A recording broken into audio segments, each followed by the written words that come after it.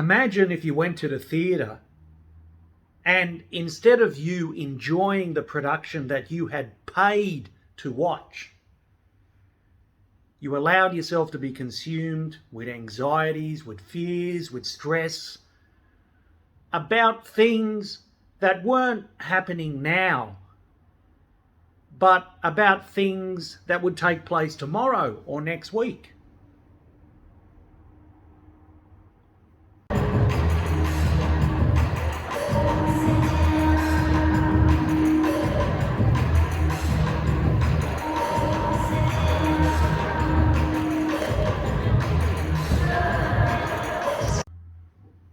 Being present to the present moment is not something that comes naturally.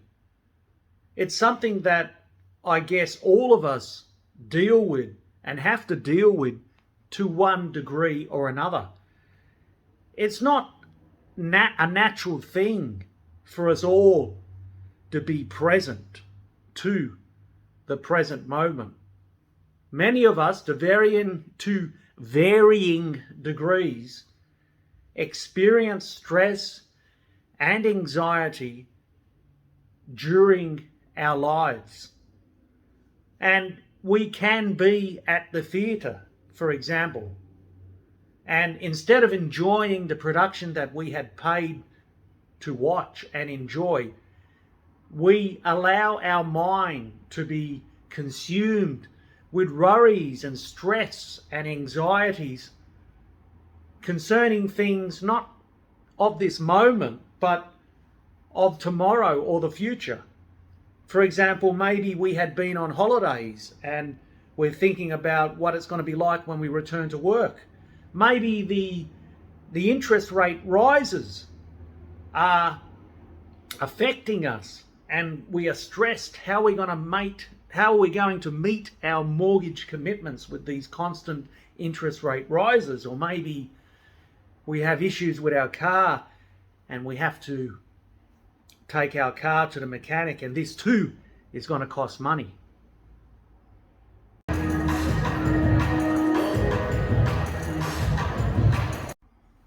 Self-awareness and mental health is not something that is studied at school. We're not taught how to read our own minds, our emotions. We're not even taught how to be aware of how we feel and are feeling. Rather, it is assumed that everyone is doing this and knows how it is done. Being self-aware is actually the most powerful tool in the universe. And those who have mastered this tool are as though they are gods. In Exodus 3:14, Moses, who had been in dialogue with Yahweh for some time, asks this great, powerful voice who Moses had been dialoguing with, "Who are you?" And God responded, "I am who am."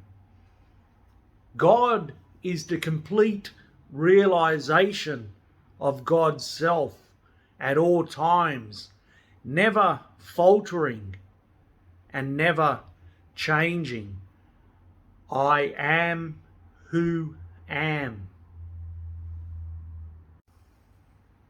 As people, how do we be completely who we are at all times, never faltering, never changing?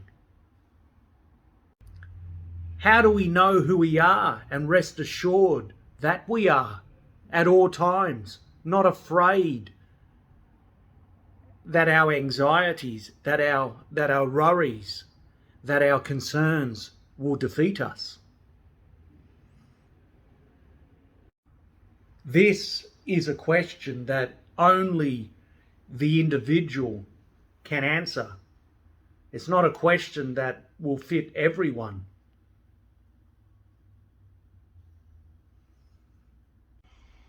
For me, I have this riddle or this rhyme or this piece of poetry that I carry with me on my life journey. And this rhyme, riddle, piece of poetry goes something like this. It is who I am with the belief in who I am as well that gives me the power to do when I do not have this belief that I am and have the power to do so. Meaning, my belief in who I am gives me power during times of mental anguish. My faith in myself and my faith in God as my protector and my defender during times of hardship gives me strength and fortitude.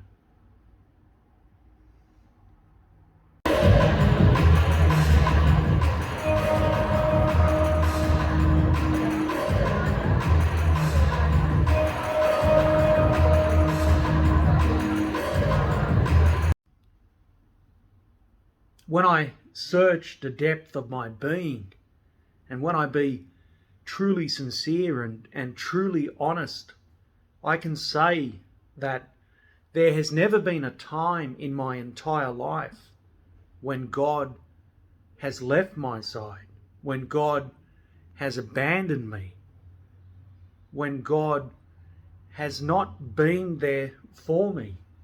When I have called upon God's name for help, please God, help me during this time. I cannot recall a time when God has not answered my call.